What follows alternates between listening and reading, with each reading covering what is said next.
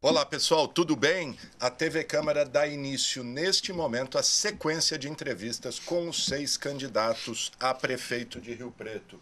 Como eu tenho dito, esperamos neste momento ajudar você, eleitor riopretense, a conhecer melhor as propostas e as ideias dos candidatos que buscam a mais importante cadeira da cidade e governá-la pelos próximos 4 anos.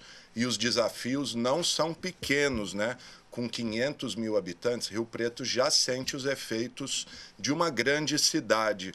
É aí saúde, educação, assistência social e também a segurança estão na ponta da língua como os principais problemas enfrentados pelos cidadãos. E hoje é a vez de Itamar Borges. O Itamar tem 58 anos, já foi vereador e prefeito de Santa Fé do Sul por 3 mandatos, secretário de Estado da Agricultura e atualmente é deputado estadual em seu 4º mandato. Lembrando que, por sorteio realizado com a presença dos representantes dos candidatos, a ordem das entrevistas ficou assim definida. Na segunda-feira, 26 de agosto, foi Valdomiro Lopes, do PSB. Na quarta, 28 de agosto, Bruno Menendez, do PCO.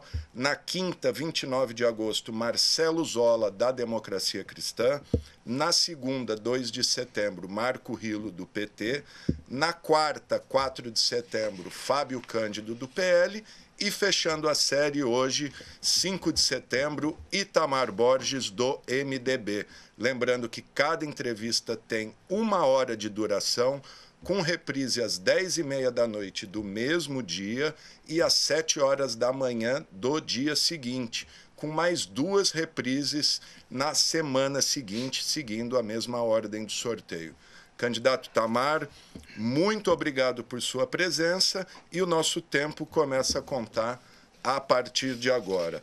Bom, candidato, impossível eu começar essa entrevista sem questioná-lo sobre o pedido de impugnação da sua candidatura feito pelo Ministério Público com base em uma condenação em segunda instância e abrir espaço para que o senhor explique o que aconteceu, o que é essa condenação e quais serão suas providências. Obrigado, viu? Bom dia, Gama. Muito obrigado pelo convite e parabéns por essa iniciativa, né? A TV Câmara se coloca de forma importante aí nesse momento que abre para nós, candidatos, trazemos as nossas propostas, conversar com o eleitor, conversar com a família riopretense e falar do propósito para Rio Preto para os próximos 4 anos.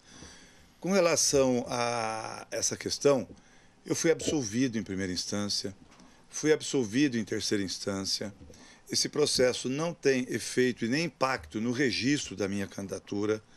O que vale para o registro da candidatura é a fotografia do dia do registro e foi um equívoco da segunda instância agora numa reapreciação desse processo que acabou tendo um equívoco de apreciação que os tribunais superiores são unânimes em reconhecer que não há responsabilidade do prefeito, do gestor, em situações como essa, que é um fato ocorrido onde não teve perda do município, foi um equívoco burocrático de servidor, ao não identificar a legalidade dos documentos da empresa que estava entregando os produtos, porém os produtos foram entregues, foi tudo corretamente, eu abri a sindicância, eu pedi a apuração e comprovamos tudo isso.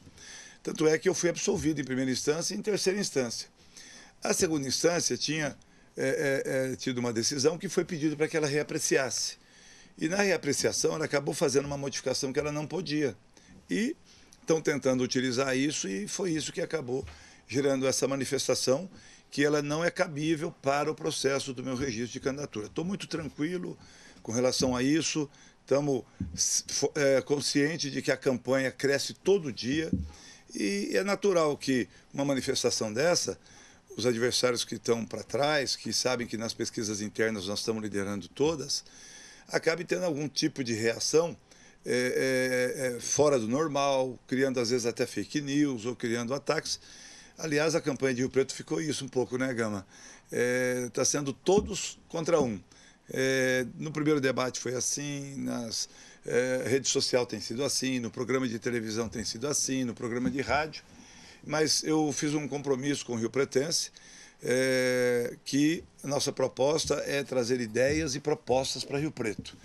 E com todo o respeito ao eleitor e ao cidadão que quer ouvir isso. Então, estou muito tranquilo, não devo nada à justiça e é uma questão totalmente tranquila.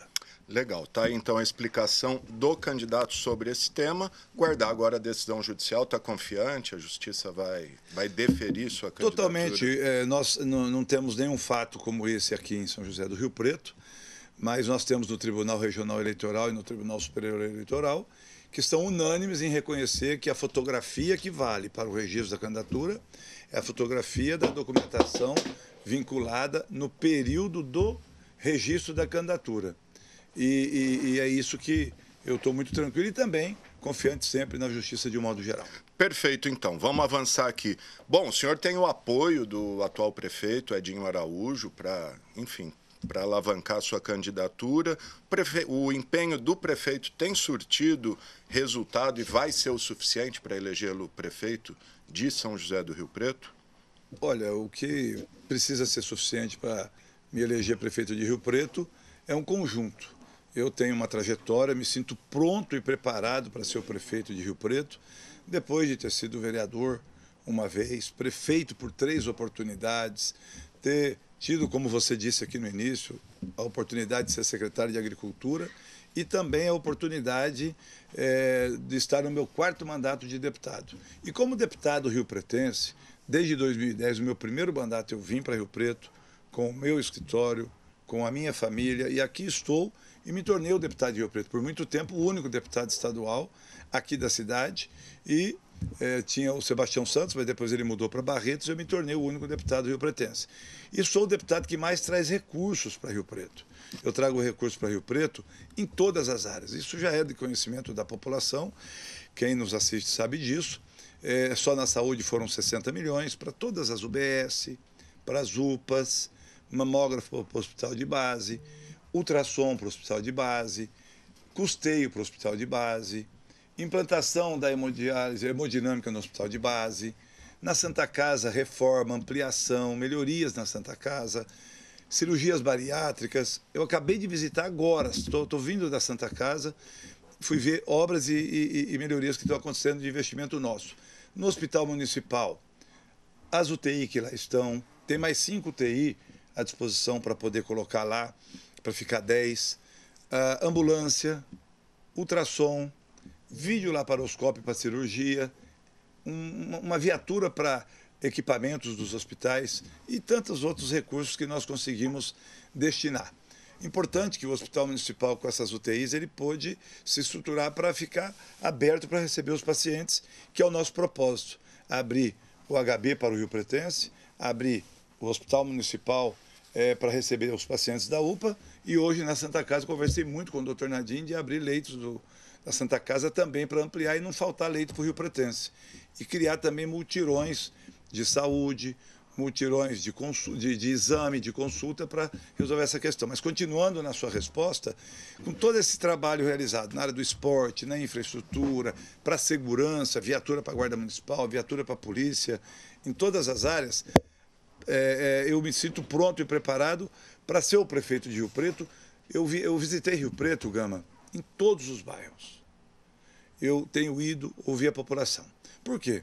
Porque o candidato, ele tem que ter ideia e tem que ter experiência, tem que estar preparado. E precisa ouvir as pessoas para priorizar essas ideias. E foi isso que eu fiz. O meu plano, que não é um plano de 2 páginas e nem de uma capa, é um plano que tem tudo aquilo que eu ouvi para trazer para a população, que é eleito de acordo com aquilo que foi sugerido para mim.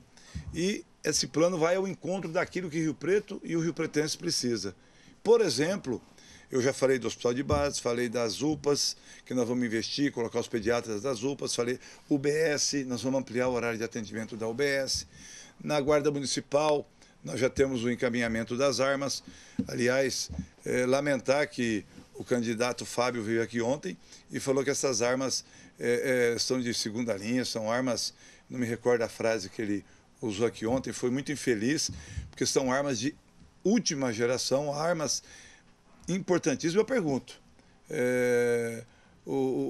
a colocação do candidato Fábio ontem aqui, ele está querendo dizer, então, que o governador Tarcísio e o secretário Derrite está dando refúgio para nós, as armas que está dando. O governador Tarcísio não faria isso, é meu amigo, eu não entendo de arma, mas o governador entende, o Derrite entende, e quem entende, eu consultei inclusive o coronel Jean Charles, que foi o secretário de Segurança, ele foi comigo e com o prefeito Edinho pedir essas armas, e quando buscamos essas armas, ele falou, essa arma é a melhor que tem, ela é eficiente, muito importante, a Polícia Militar ainda usa, alguns usaram e estão sendo substituídas, é arma de altíssima capacidade e de uso.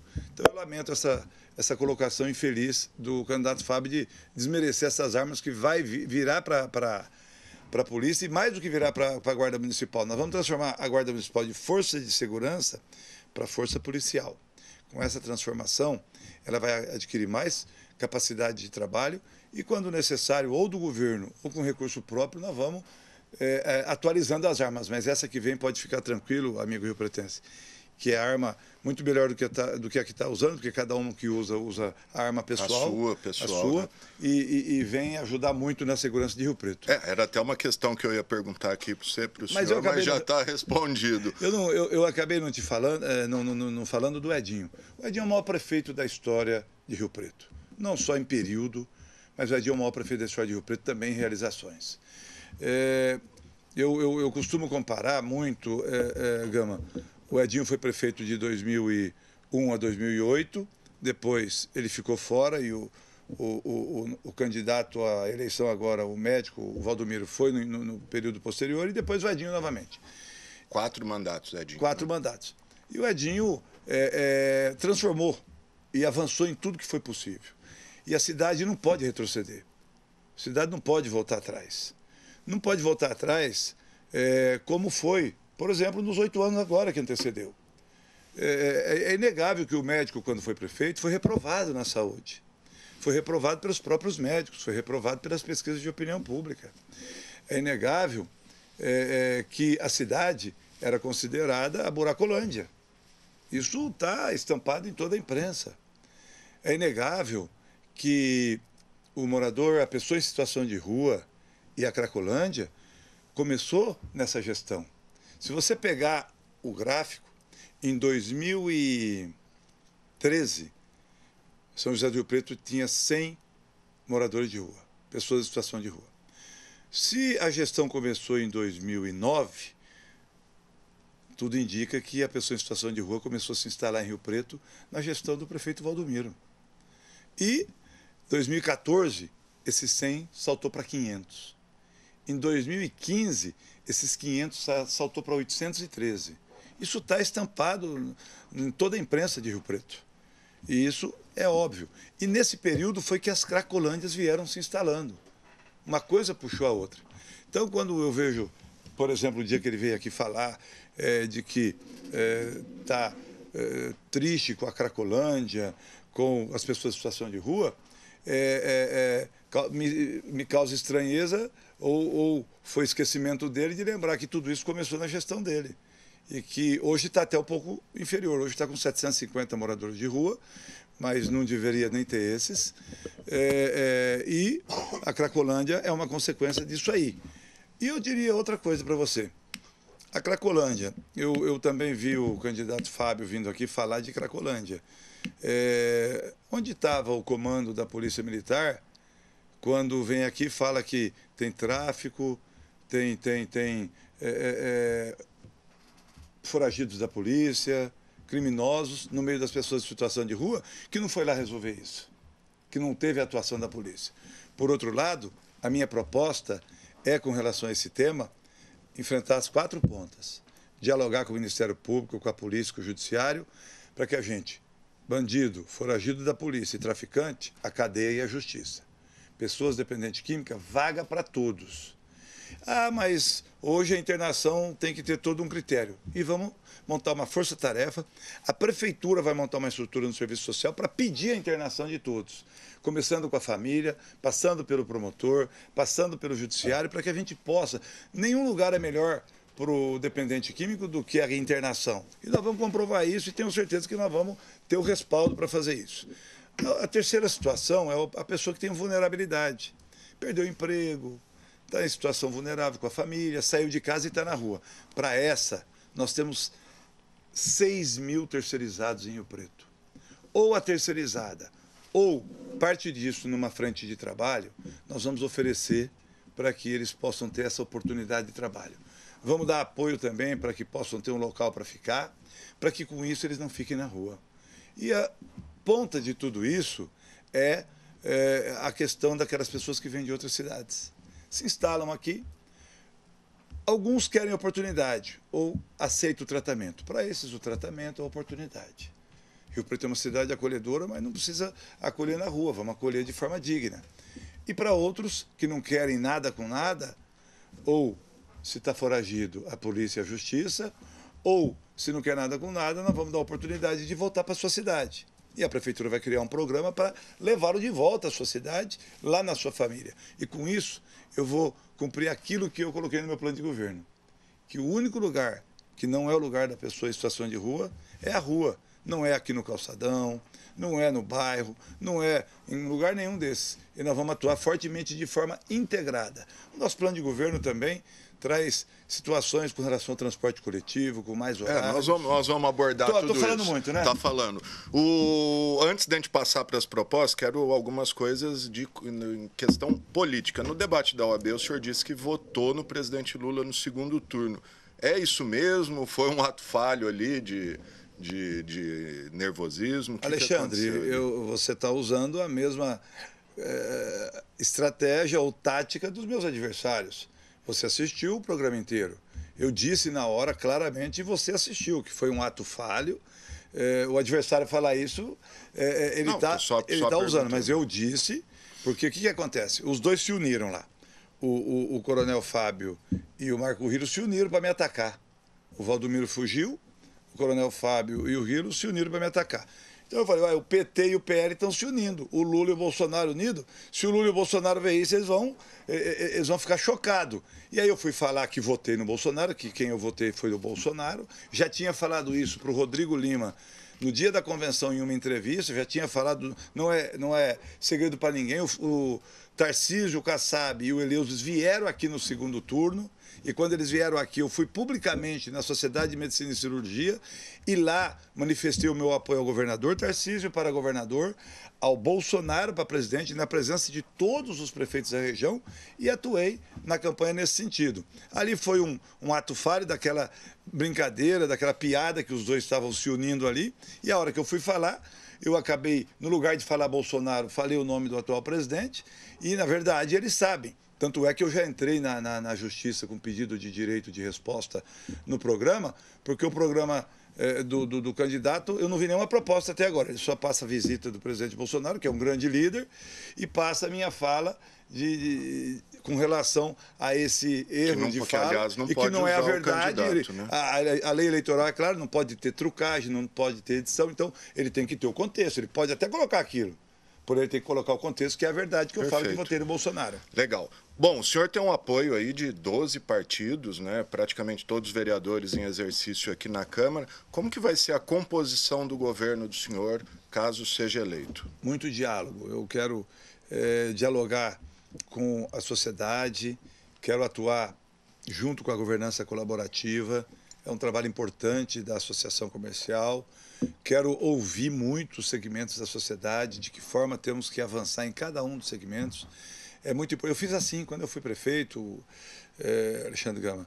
Eu fazia isso. Eu ia na associação comercial para ouvir o que a gente podia fazer pelo comércio, como é que a gente podia reduzir o peso tributário, a burocracia. Eu costumo dizer que a prefeitura, se puder, tem que ajudar. Mas se alguma coisa não puder ajudar, ela não pode atrapalhar o empresário, a economia, a geração de emprego e renda. Ela tem que estimular da melhor forma possível. E com relação aos partidos, não é diferente. Os partidos têm me ajudado a construir o plano de governo, me ajudaram, estão me ajudando a levar as propostas.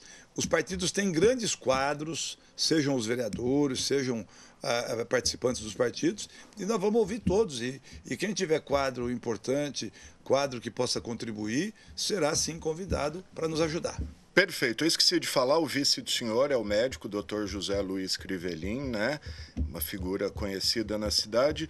Falando em representatividade, como que ela será no seu governo, principalmente as minorias antropológicas que a gente fala, né? Os negros, LGBT, mulheres, como que o senhor vai representar essas minorias no seu governo? Aproveitar que você falou do Dr. Crivelin, um médico com 30 anos de experiência na saúde pública, trabalhou em Chimite, trabalhou na Vila Maior, trabalhou no São Diocleciano.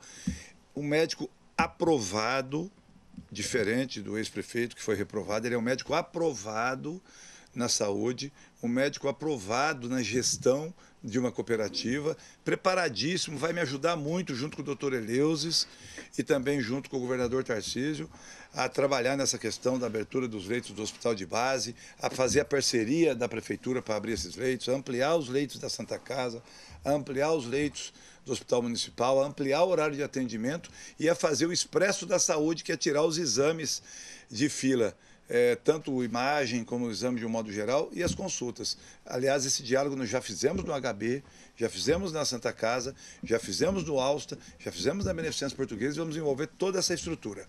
Com relação às minorias ou às diferenças, eu sempre fui um apoiador, é a chapa, é a coligação que mais tem candidato de todas as situações que você colocou e nós teremos apoio total a todas as iniciativas, em todas as questões, seja negro, seja a questão LGBT, todas as causas sempre tiveram e terão o meu respeito e o meu apoio.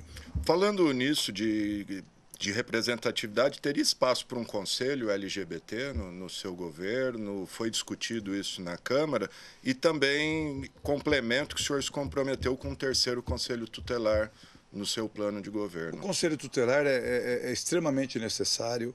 A cidade cresceu. Se você pegar quando que nós criamos o segundo conselho tutelar, ou os dois, né? Para cá, ver quantos habitantes nós tínhamos, quantos habitantes nós temos. Então, é mais do que necessário o terceiro. Daqui a pouco vai bater na porta até a necessidade de um quarto conselho. A cidade cresce, cresce escola, cresce saúde, cresce tudo. E o conselho tutelar não pode ficar, porque a proteção à criança, ao adolescente, é fundamental esse suporte. E com relação a conselho, eu sempre fui favorável a conselho em todas as áreas. O conselho, ele te ajuda, ou ele é consultivo ou ele é deliberativo.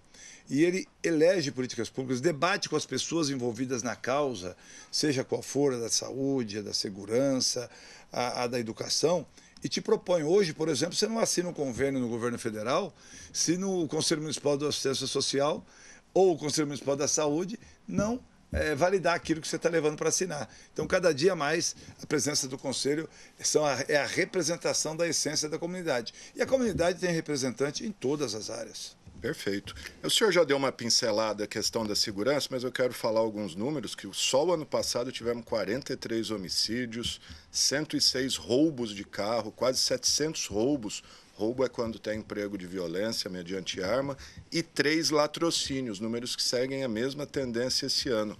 Como prefeito, o que é possível fazer para colaborar com a segurança pública, mesmo sabendo que é uma atribuição do Estado? Pode ser feito muito, mas o Estado precisa fazer o papel dele, né? Eu costumo dizer que a Polícia Militar e a Polícia Civil de São José do Rio Preto é uma polícia com quadro fantástico. O quadro de profissionais de alto nível, é um time, são corporações, né? Corporação e quadro de alto nível. O que aconteceu na Polícia Militar aqui em Rio Preto, eu já falei nos debates e vou repetir aqui agora. O técnico não foi bem.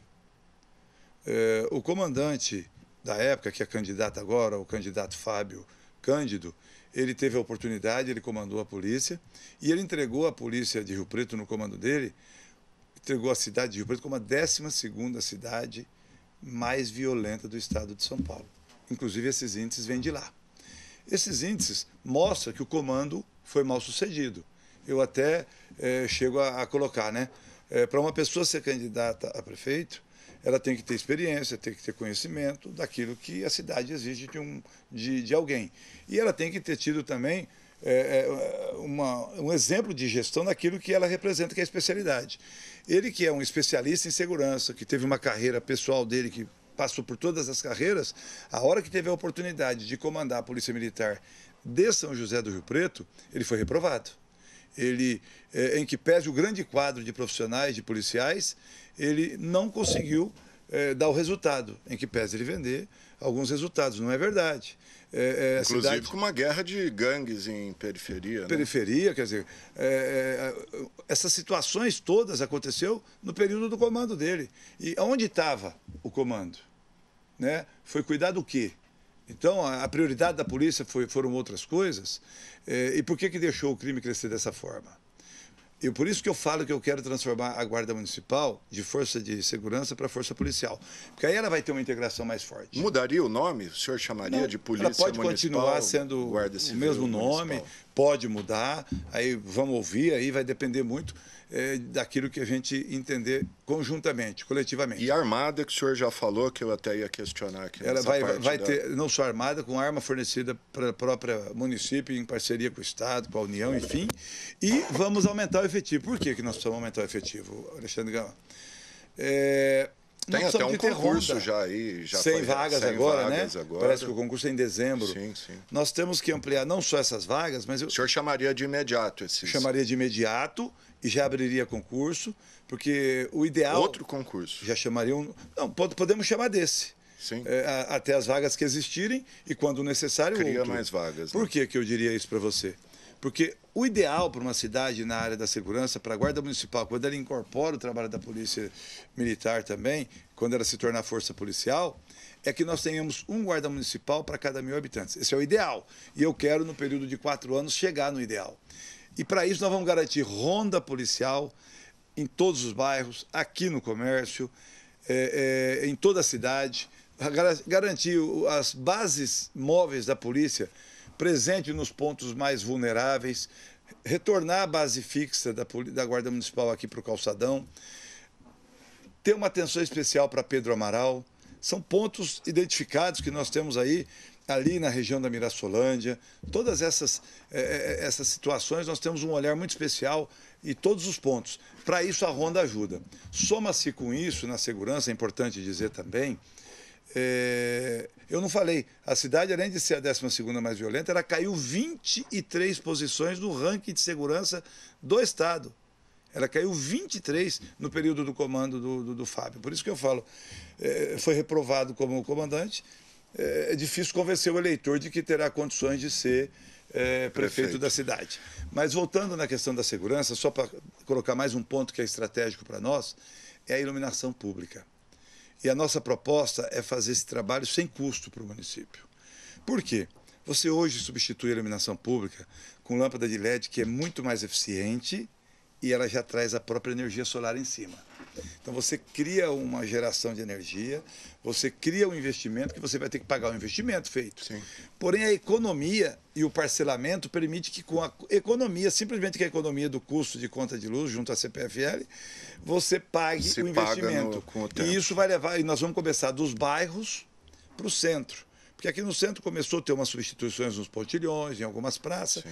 e nós queremos colocar, porque lugar claro espanta o bandido, espanta o criminoso. Perfeito. Lugar escuro atrai. Então, iluminação pública também é segurança. Já que a gente está falando nesse tema e questão de calçadão, o que o senhor tem de proposta para o comércio da região central, né, que tem reclamado aí de um certo abandono, como a gente já disse aqui, muita pessoa em situação de rua. Queria saber se tem espaço para uma nova revitalização, dar uma recuperada no centro.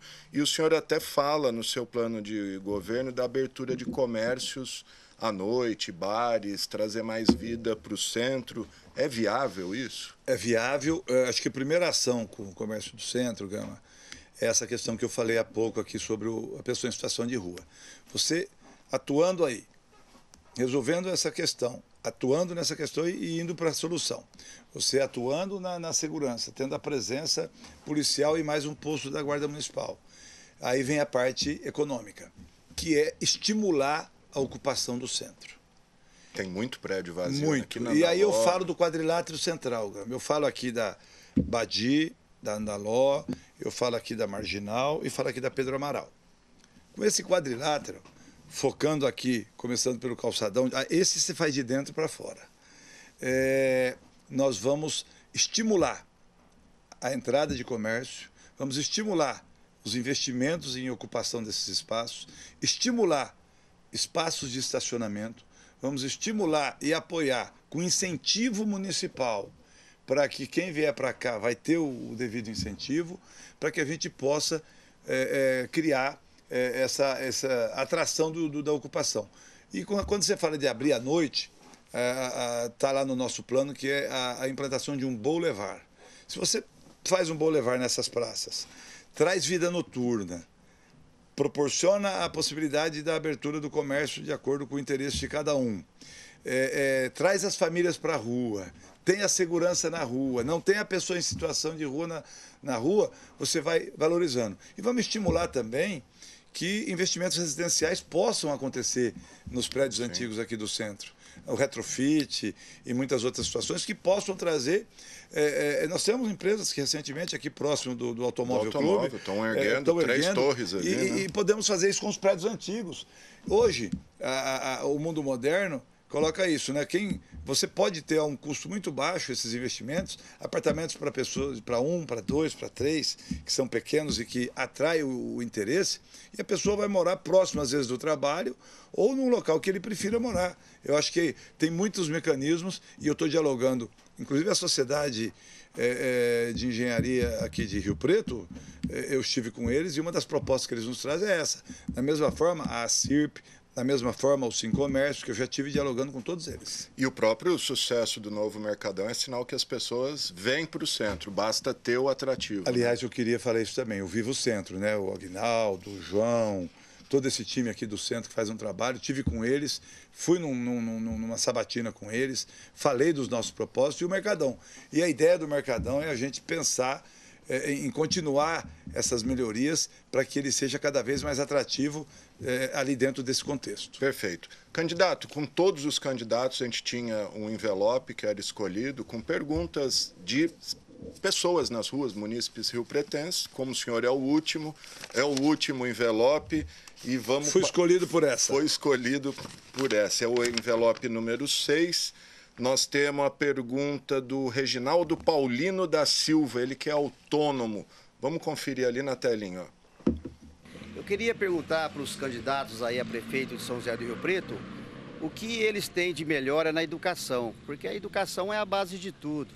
E eu acho que as escolas nossa municipal, elas estão precisando um pouco mais de atenção, porque a educação é a base de tudo e é a formação das nossas crianças aí, de tudo da sociedade. Perfeito, tá aí o Reginaldo Paulino da Silva. Se o senhor quiser falar, porque depois eu tenho algumas questões de educação. Muito bem colocado, Reginaldo. Pergunta e vem ao encontro de um tema que nós não tínhamos nem falado aqui ainda. Educação. Muito bom, caiu num momento importante. Nosso projeto para a educação, Reginaldo, ele envolve a primeira medida, logo no primeiro dia de aula, é voltar o horário de entrada das escolas. E, no segundo momento, estender ainda mais, ampliar para deixar mais cedo e para possibilitar que busque o filho mais tarde para quem precisa desse suporte.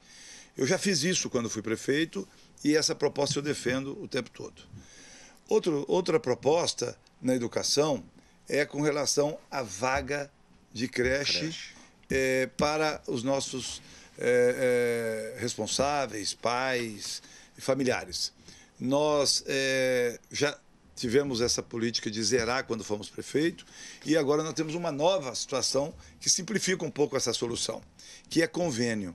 E nós vamos trabalhar para oferecer a creche, tanto próximo ao local de trabalho, como próximo da residência. Eu acredito que com a ampliação do horário, a preferência do Rio Pretense seja deixar próximo da residência.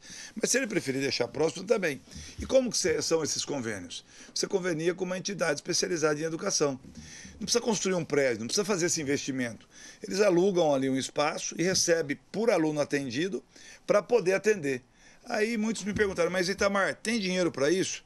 Tem. Sabe aonde está o dinheiro? Cada aluno novo que você matricula, o governo federal passa um per capita para esse aluno. Então nós vamos arrecadar esse recurso do Fundeb, do Fundo de Educação, e vamos custear essas entidades que vão oferecer para suprir essas vagas em todo o município. Também temos como foco, claro, sempre a valorização do profissional, o fortalecimento, a intensividade dos anjos da guarda, a ronda nas escolas, e eu gosto muito de falar de um terceiro pilar que nós vamos investir, que é a escola de período integral para quem tiver interesse, e o contraturno para quem não tiver interesse na escola em período integral, porque ele prefere o contraturno, ou ele prefere que o filho saia e venha para casa. Aí vão ser várias opções para que a gente possa atender o interesse do aluno, o interesse do pai e o interesse da educação como um todo. Questão de profissionais de apoio para alunos especiais tem sido muito debatido aqui na Câmara, o pessoal com transtorno do espectro autista, etc. Eu entendo, Gama, que quando necessário tem que ser feito. Agora, eu tenho proporcionado algumas parcerias. Eu destinei para o Mundo Novo um recurso para criar uma escola para 200 vagas de aluno autista. Eu destinei para o Renascer um recurso para criar uma escola para 100 vagas de aluno autista. Eu sou o deputado que elegeu essa causa como prioridade e como prefeito não será diferente. Então, aonde necessitar de atenção especial, integral, ali terá sim. E quando for caso pontual dentro da rede pública, nós temos que olhar tanto para a necessidade que já foi identificada pela política social e educacional, como também para a situação específica deste aluno. Perfeito. Vamos conferir a segunda pergunta da nossa munícipe, é a senhora Nilva dos Santos Pires, aposentada. Vamos ver o que a dona Nilva pergunta. Eu gostaria de perguntar aos candidatos com relação à saúde, com relação às UPAs, se vai ser melhorado isso, o que eles podem fazer para melhorar com relação à saúde, com relação às UPAs, que estão sempre lotadas, com relação aos postos de saúde, né? Ter disponibilidade de médicos, né? É isso. Complementando a pergunta da dona Nilva, o senhor fala, parece no plano de governo, de abrir o Hospital Municipal como uma espécie de respaldo para as UPAs, é isso mesmo? Os leitos do Hospital Municipal, para recepcionar os pacientes que ficam em leitos na UPA. Porque a UPA, o tempo máximo de permanência de um paciente é 12 horas. Então, nós precisamos ter o leito que recepcione esse paciente. Se ele conseguir sair da UPA e ir para casa com até 12 horas, ok. Se ele precisar ficar mais do que esse tempo, já sabe que vai ficar, deu 2, 3 horas, já manda ele para o leito hospitalar. Mas, dona Nilva, a UPA é um dos pilares de prioridade na saúde. Nós vamos investir na abertura de leitos, nós vamos investir para zerar a espera de atendimento, de consultas e de exames. E o terceiro ponto é exatamente a UPA. E nesse ponto da UPA, nós temos não só o compromisso de levar os médicos que precisam ser, por exemplo, pediatra, que é um dos que eu mais tenho ouvido, para complementar a equipe, além de ampliar quando necessário. Atualmente, o município implantou o Teleupa, que tem sido muito importante. Eu tenho ouvido muitos elogios, alguns ponderam alguma coisa, mas na grande maioria eu tenho ouvido muitos elogios da implantação do Teleupa. Tanto é que reduziu em muito o tempo de espera nas UPAs. Mas nós vamos avançar ainda mais com o Teleupa e vamos avançar com médicos nas UPAs. E dentro das UPAs especificamente, nós vamos criar uma ala em cada uma das UPAs de atendimento infantil. Porque eu entendo que é papel da UPA ter o pediatra, é papel da UPA ter o atendimento especializado infantil. Então, é melhor que eu tenha 5 atendimento e ala infantil nas 5 UPAs do que eu criar uma UPA infantil, porque eu vou fazer com que o paciente da cidade inteira tenha que pular a cidade inteira para ir na UPA infantil, para depois ir para o Hospital da Criança, se necessário, ou outro lugar. E eu já conversei com o Dr. Crivelin, ele já, inclusive, tem estudado esse assunto e ele conhece bastante disso, porque ele fez na cooperativa que ele administrou, e com o Eleusis e com o governador sobre esse tema. E o município vai utilizar, melhorar essa estrutura e colocar. E nas UBS, nós vamos ampliar o horário de atendimento e levar os médicos necessários, além de fazer parceria com o HB, com a Santa Casa, com a estrutura de saúde existente no município, para fazer os mutirões, para tirar essas esperas de saúde especializada, a espera de exames e ter uma saúde que vá ao encontro daquilo que a dona Nilza e que os riopretenses pedem. Só um parênteses na questão da saúde, o doutor Crivelin seria seu secretário de saúde em caso de vitória? Olha, eu não estou pensando em secretário agora, né, Gama? Mas seja secretário ou seja o vice-prefeito, ele vai opinar muito, ele vai ter um papel, porque ele 30 anos de postinho de saúde, acho que primeiro vamos ganhar a eleição para depois definir quem são os secretários. Mas o doutor Crivelin tem condições para ser secretário de saúde, tem condições de me ajudar fortemente na saúde e em tantas outras coisas. Perfeito. No plano, o senhor fala também em rever ou planejar melhor o horário de UBSs. Tem espaço para ampliar um pouco o atendimento em UBS? Tem, sabe por quê? Até ontem o programa que foi no ar da nossa campanha e hoje de manhã, agora 13h, vem falando de saúde. E ali nós falamos exatamente isso. O paciente que trabalha e que precisa ir para uma UBS, a UBS está fechada, o que ele faz? Ele vai para a UPA. E aí sobrecarrega a UPA. Se nós estendermos o atendimento da UBS até às 8, esse paciente vem para a UBS. Tira a sobrecarga da UPA e você consegue reorganizar esse fluxo de atendimento de uma forma que você permita isso. E é essa a nossa proposta. Perfeito. Falar um pouquinho de emprego e qualificação, seu plano, suas propostas para geração de emprego e qualificação profissional, principalmente de jovens em estado de vulnerabilidade. A gente tem um cinturão periférico aí que os jovens ficam muito, vamos dizer, sem atividade, sem qualificação, sem atividade cultural. Seu plano para esse setor? O jovem terá um olhar especial do nosso governo, se for da vontade de Deus e do riopretense, e estamos trabalhando nesse sentido, para que a gente possa oferecer a melhor oportunidade. Gama, o cidadão é, no futuro, aquilo que a cidade oferece para ele, na sua estruturação, no seu crescimento e na sua criação. A boa educação, a boa formação e a oportunidade. O jovem tem dificuldade para o primeiro emprego. Então é fundamental você capacitar, preparar e criar políticas de oportunidade para o jovem. E eu já faço isso como deputado. Como deputado, eu trouxe para cá a Casa do Emprego, em parceria com a Prefeitura, que está capacitando 200 jovens por ano lá na Zona Norte para inseri-los no mercado. E já saem empregados, numa parceria com a FUBES, numa parceria com a Arprom. Também ajudo a Arprom e a FUBES aqui no centro da cidade, para inserir esse jovem. Eu destinei recurso para a Associação Comercial da Região Norte e para a Associação Comercial aqui da Badibacite, para poder capacitar jovens para o mercado de trabalho, e destinei recursos para a PET, para o Parque Tecnológico, para capacitar jovens para iniciativa. A PET precisa de mão de obra constante, falta profissional de tecnologia, e nós estamos estimulando isso. E o que nós queremos é ocupar o tempo do jovem com coisa boa, para que não tenha a cabeça vazia para pensar em coisa ruim. E por isso que nós vamos ter política pública de fortalecer esse trabalho ao jovem, de oportunidade, de capacitação, de ocupação do tempo, de contraturno de escola, de empreendedorismo. Eu coloquei, quando fui prefeito, a educação empreendedora, porque você já estimula o jovem a ter um olhar para esse lado. E eu criei um estímulo. A empresa que emprega o jovem aprendiz, que dá oportunidade para o primeiro emprego, por um período de 6 meses, ela tem um suporte de benefício da prefeitura e depois ela tem que continuar com esse jovem, para não dispensar o jovem e depois pegar outro. A mesma coisa nós vamos fazer com as pessoas de meia idade. Tem muitas pessoas que perdem o emprego e que têm dificuldade de voltar, porque aquilo que ele aprendeu a fazer na vida não tem mais oferta de trabalho. E aí nós já estamos oferecendo na Casa do Emprego e vamos ampliar isso para que capacite essa pessoa, esse riopretense, esse homem ou essa mulher, para que ele tenha novas oportunidades. E nós vamos capacitar de acordo com o mapa da oportunidade de emprego. Então, é esse o nosso foco.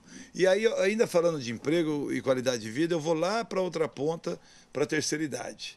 O que acontece? Nós temos hoje, Gama, 90 mil pessoas em Rio Preto com mais de 60 anos de idade. é uma idade que começa a precisar de uma qualidade de vida. Alguns continuam trabalhando, outros tal, mas alguns aposentam. E mesmo que continuem trabalhando, você tem que ter uma política social, porque diz que o corpo humano tem mais de 70% de água. Água parada estraga. Então você tem que movimentar. Tem que movimentar. E o que nós queremos é isso, ocupar os espaços da prefeitura, nos bairros, na cidade, com oportunidade de lazer para o jovem, para a melhor idade, ter programação de estímulo, né, de cultura, de entretenimento, de lazer. Por isso que quando eu falo, eu tenho certeza que nos sábados e domingo, no transporte coletivo, nós vamos oferecer o transporte coletivo gratuito para os pontos de lazer, para que aquele que não pode tirar o dinheiro do bolso para pagar, seja os R$ 5,00, R$ 5,50, seja o R$ 1 do estudante, seja, tem aquele que tem a isenção, que é o idoso, que ele tem a isenção para ir no zoológico, no bosque, na cidade linhas da criança, exclusivas linhas para esses pontos, que possa contemplar a qualidade de vida de quem está no bairro, de quem está em qualquer lugar da cidade. Aproveitando esse gancho da mobilidade, o senhor tem algum plano para descentralizar? Porque hoje toda linha a pessoa tem que sair do bairro X, vem para o terminal para ir para o bairro Y. Agora com o anel viário, daria para fazer algo? Temos o plano para descentralizar, temos o plano para que os 111 ônibus que tem hoje ar-condicionado possa atingir os 240 que circulam em Rio Preto, os mais de 240, e temos o plano para que a frota seja renovada dentro da necessidade de um bom serviço, plano para que aumente veículo nos horários de fluxo pesado, para que tenha mais conforto, plano para que aumente horário para determinadas linhas, seja mais cedo ou seja para mais tarde, para que pessoas não percam a oportunidade de se deslocar do transporte coletivo quando necessário. Mas temos também a proposta de fazer a interligação intrabairro, para que não precise pegar o ônibus lá no extremo da Zona Norte ou no extremo da Zona Leste e tenha que vir para o terminal para depois pegar outro para voltar mais próximo, e que ele podia ter um terminal no meio do caminho que pudesse fazer o transbordo para que ele pudesse ir para o outro local. Já que o senhor falou de ar em todos os ônibus, ou ampliar o número de ônibus com ar, o senhor fala também no plano de climatizar as escolas. Dá para fazer isso? Tem recurso? Dá para fazer. Aqui até algumas situações já começou em Rio Preto. Nós temos aí uma política... Aliás, vamos ser honestos, né, Gama? Rio Preto está cada vez mais quente. Se você quer investir no futuro da criança, você tem que dar qualidade de ensino.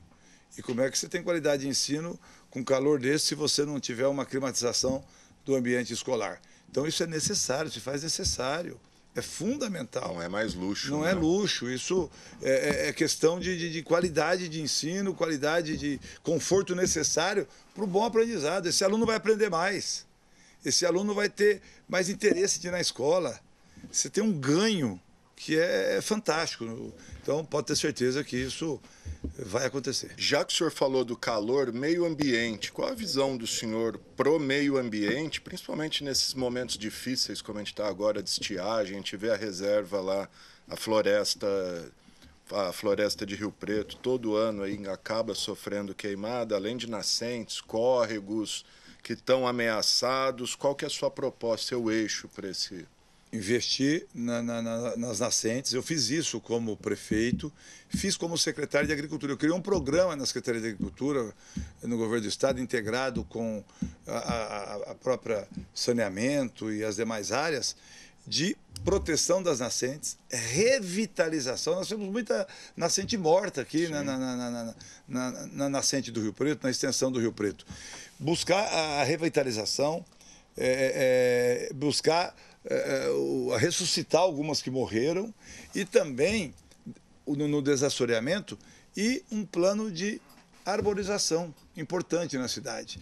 Você falou de queimada aqui na mata, é importante que diga que em que pese saiu notícia que essa última queimada atingiu a floresta, não atingiu. A floresta não. A floresta ela foi protegida. Sim. Por quê? Porque a prefeitura tomou cuidado de fazer todos os aceros e protegeu. Então, nota 10 para esse trabalho da Prefeitura, que protegeu a floresta e que não teve queimada lá dentro. Foi nos lotes particulares ao lado. Então, incêndios criminosos. Incêndios criminosos, né? Lamentavelmente. Aqui na região toda, precisou suspender a aula aqui em Rio Preto, em algumas situações. Então, e o nosso plano com relação à arborização é pelo menos 1 milhão de árvores nos 4 anos. Que nós estamos falando aí em 2 árvores por habitante.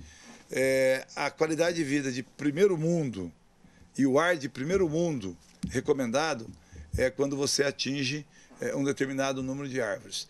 E nós estamos buscando isso. Existe um mínimo exigido, né, que é você ter pelo menos 1 árvore por habitante, é muito pouco, e o ideal aí é que a gente tenha essa cobertura, e com 1 milhão de árvores, nós vamos ter uma cobertura de primeiro mundo. E depois continuar isso, e para isso nós vamos estimular. Nós vamos estimular, inclusive, o IPTU verde. Quem plantar árvore na empresa, quem plantar árvore em casa, determinados tipos de árvore que são importantes, nós vamos criar um incentivo para estimular ao cidadão. Bacana. Ainda sobre esse tema, deputado, do abastecimento, no plano o senhor disse que vai levar adiante, claro, o projeto aí de captar água no Rio Grande, mas fala em buscar recursos até em âmbito internacional. Isso quer dizer que o senhor vai repensar o empréstimo ou é para complementar?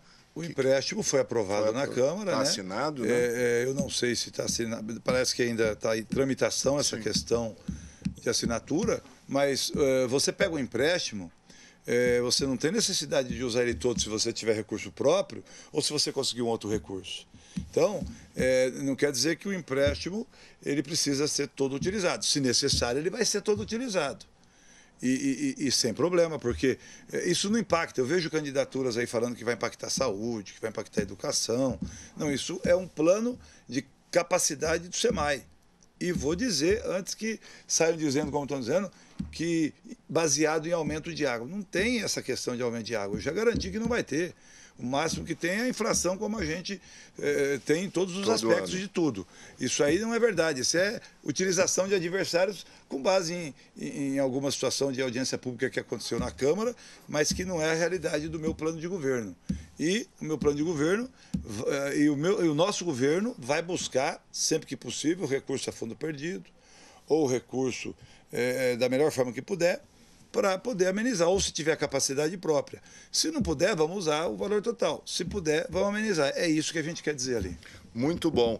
Cultura, candidato, no seu plano o senhor também se compromete a investir o 1% do orçamento na cultura, inclusive uma lei aprovada, a Lei de Diretrizes Orçamentárias aprovados na Câmara.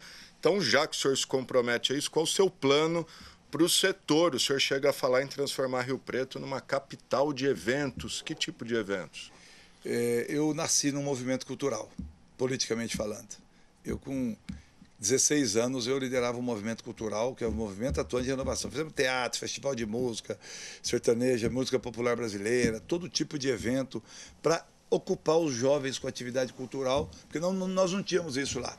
E eu entendo que a cultura é fundamental para a formação do ser humano, do jovem, do caráter, da personalidade, do estímulo. Explorar o estímulo das pessoas, né, a aptidão que tem. E é nesse sentido que eu quero trabalhar fortemente para que a gente possa ter, Gama, dentro da cultura, oportunidade para os jovens. Nós temos aqui hoje 8 núcleos de cultura em São José do Rio Preto. E esses núcleos de cultura, nós queremos ampliar, para que tenha nos bairros para a melhor idade, para que tenha nos bairros para o jovem e para que tenha a formação e oportunidade de escola também. Nós vemos aqui, por exemplo, no FIT, nós temos aqui uma ou outra escola de teatro, grupo de teatro que se apresentam e a grande parte de fora. E assim sucessivamente. Então, é um compromisso, vamos investir forte. E quando eu falo de eventos, já envolve cultura, mas envolve também o desenvolvimento econômico, geração de emprego, turismo de negócio, que é uma situação importante. Hoje nós perdemos congressos de empresas daqui para Campinas, para São Paulo. Hoje, daqui a pouco não vamos ter mais o Tech Summit aqui, daqui a pouco, e nós podemos trazer para cá, ocupar os hotéis e ter outros investimentos. Nós podemos tanto fazer isso num espaço que seja novo em parceria com a iniciativa privada, ou podemos fazer isso começando pelo graneleiro lá na Swift, que é um grande espaço que pode se integrar com o existente para que a gente possa começar mais rápido isso. E o exemplo de um turismo de negócio de sucesso aqui é a Aquishow, né? Que tem sido... A Aquishow, Tech Summit, que é de tecnologia, mas também é de negócio. A própria Expo Agropecuária. Sim, que é uma começa oportunidade, agora. Enfim. Falando em cultura, o senhor fala também em criar uma lei municipal de incentivo à cultura. Seria uma espécie de PROAC municipal, algo assim? E ao encontro tanto da questão da Aldir Blanc e da Nelson Seixas, que são leis que destinam recurso para iniciativas dos artistas, aqui em São José do Rio Preto, mas que a gente possa criar um fundo para dar oportunidade para que algumas empresas possam optar dentro de um limite, mas que possam estimular ainda mais essa situação aí e a gente poder investir e garantir a cultura. Vou estimular muitas apresentações nas praças, dar oportunidade para o artista, para os artesãos. O senhor pensa em retomar carnaval de rua? Carnaval de rua é um compromisso que eu assumi, inclusive, com as escolas de samba e com os blocos. Eu acho que o Carnaval Rio Preto tem que ser completo. Nós temos um dos maiores carnaval do Brasil, que é o Oba. É um estilo de carnaval. Nós temos o Monte Líbano, temos o Automóvel Clube, temos os blocos que cresceram de forma importante e que pode crescer. Os blocos estão mais concentrados aqui no centro e pouco nos bairros. Nós precisamos levar os blocos para os bairros, estimular nos bairros e também estimular a volta das escolas de samba, que tem um papel importante, e estimular que elas tenham uma atividade permanente, que elas ofereçam oficina, que ofereçam cursos. É essa a proposta. Eu reuni com a associação e com o grupo que preside as escolas de samba e dialogamos bastante. A reunião foi até no Sindicato Rural. Foi um belo diálogo e deixamos lá a nossa ideia com relação a isso. Perfeito. Candidato, bom, estamos chegando ao final desse bate-papo. Passou rápido aí, 1 hora foi. Tem uma questão que eu não posso deixar de perguntar para o senhor, que a imprensa nacional até repercutiu aí ao longo da semana, que seria um suposto plano do PCC, a facção criminosa, para financiar campanhas em Rio Preto. Desde então tem se feito muitas ilações, insinuações. Queria ouvir o senhor sobre isso. Eu quero lamentar isso, né, que tem esse tipo de situação. Até fiz contato com o secretário Derrite com relação a essas situações para falar com ele. Estou até aguardando um retorno dele nesse sentido. Ele já tem tomado medidas importantes, o governador Tarcísio tomou medidas importantes e é importante que a polícia, que as forças de segurança atuem fortemente, não só para evitar, como para investigar essa situação. Agora, eu fico pensando, né? O coronel o Fábio veio aqui ontem e falou que sabe desse assunto há 2 anos. Eu fico pensando, se ele sabe disso há 2 anos e ele estava no comando da polícia, por que ele não agiu? Por que ele não tomou nenhuma atitude com relação a isso? É no mínimo estranho ele vir e falar que sabe há 2 anos que existe essa situação de PCC aqui em Rio Preto e que estava influenciado, ele conhecia a situação e ele, como comandante da Polícia Militar, não agiu nisso. Eu tenho confiança no governador Tarcísio, tenho confiança no secretário Derrite de que isso vai avançar e vai ser questionado da melhor forma e não com colocações irresponsáveis, com fake news, com situações que ficam tentando para esconder a própria situação ou o próprio vice. Muito bom, gente. Estou conversei com o deputado estadual, candidato a prefeito pelo MDB, Itamar Borges. A gente tem pouco mais de 2 minutinhos, candidato. Teria muitos assuntos aqui para a gente falar, habitação, se o senhor quiser abordar, modernização da economia que o senhor fala, ou falar o que o senhor quiser, aí a câmera é do senhor. Não, dizer que, já que eu estava falando de vice, falar do meu vice. O meu vice tem uma história de serviço público, de vida, de serviço na área da saúde, e vai me ajudar muito. É um vice pronto, preparado e que completa a chapa, vai estar ao meu lado. A minha esposa, a esposa do meu vice estão me ajudando muito. Nós vamos ter política voltada para a mulher, elas estão ouvindo as mulheres, estão buscando sugestões e estão construindo uma política voltada. Minha mulher sempre foi muito dedicada ao social, à filantropia, e tem focado isso, como também a saúde da mulher. Ela também tem uma preocupação, como eu, com os jovens, falamos bastante disso aqui. E quero dizer que na área da segurança nós vamos investir também fortemente em tecnologia, que é tanto a muralha, que também o candidato Fábio falou aqui ontem que a prefeitura não quis. Não é verdade. Não é verdade. Isso é mentira. Quem não formalizou o convênio foi o Estado no tempo hábil. A prefeitura fez todo o seu papel, eu acompanhei, porque eu fui com o prefeito lá pleitear. No caso, a muralha eletrônica é a vigilância. Que é a vigilância câmeras, tanto radares, na região metropolitana, né, como aqui na cidade. E tenho conversado com o capitão Derrite e ele ficou de trazer realmente isso para os municípios. Mas não vai ser suficiente, viu, Gama? Nós vamos precisar investir em mais câmera. Câmera, não só câmera, que essa também deve vir assim, que é para leitura de placa e leitura facial. Para que a gente tenha isso no centro da cidade, para que tenha nos pontos estratégicos de bairro, para captar o movimento e as pessoas e afastar o crime, afastar a insegurança. Então, você investir em tecnologia e modernidade, que é a iluminação pública, sem custo para o município, câmara de monitoramento, uma central de operação de inteligência dentro da Guarda Municipal, integrado com a Polícia Militar e com a Polícia Civil, para que a gente possa fazer uma operação em cima de toda essa situação e garantir a segurança que o riopretense espera e precisa. Me sinto pronto, preparado para fazer uma Rio Preto para todos, para governar para os bairros. Eu quero ser o prefeito dos bairros. O que acontecer aqui, acontece no bairro. O que acontecer na Zona Norte, na Zona Sul, na Zona Leste, vai ser a mesma coisa. Quero ser o prefeito dos bairros e de todos os riopretenses.